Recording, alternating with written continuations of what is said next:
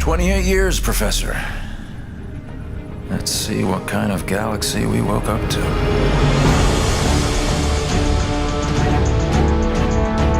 We had a very specific story we wanted to tell, and in particular, new characters that we wanted to introduce. And I think RTS players have higher expectations from story, and we wanted to make sure we did that in the strongest way possible. At the end of the original game, the Spirit of Fire and its crew were adrift in space. The crew's in cryosleep, and fast forward 28 years later to Halo Wars 2, they awake to find themselves above a Forerunner installation. Halo fans, especially those who've played Halo 3, will recognize it as the Ark. It's the largest and most powerful of the Forerunner creations, and it's also the birthplace of the Halos. It's literally the place that made all of the Halo rings, so that's the kind of power that's contained there. The only connection they have when they wake up is a small signal, one emergency beacon, that's coming from the surface of the Ark down below.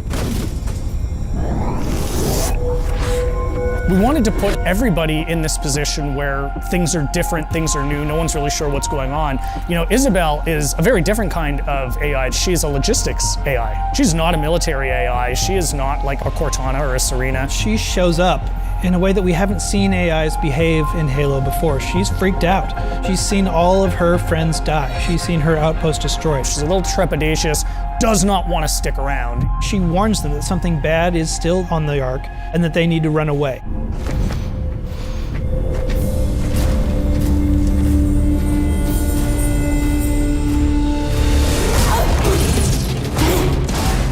The Spartans from Halo Wars, last time you saw them was in the original Halo Wars, just tearing down a pack of elites.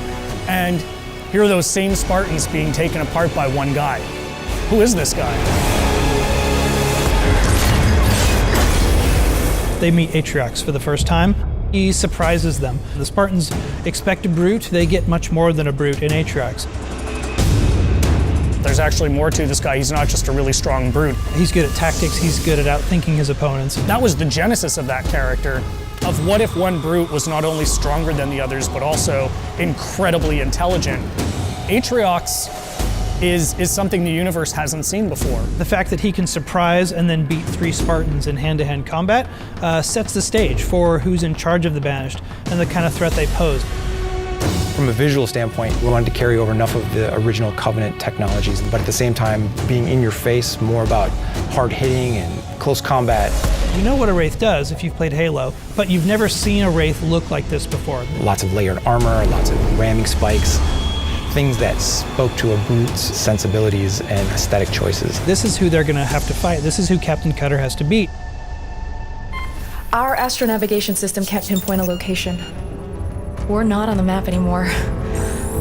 But as the captain of this ship, he is 28 years out from his last set of orders. Like, what do you do when you are supposed to report into this hierarchy, but you literally haven't seen them for almost 3 decades?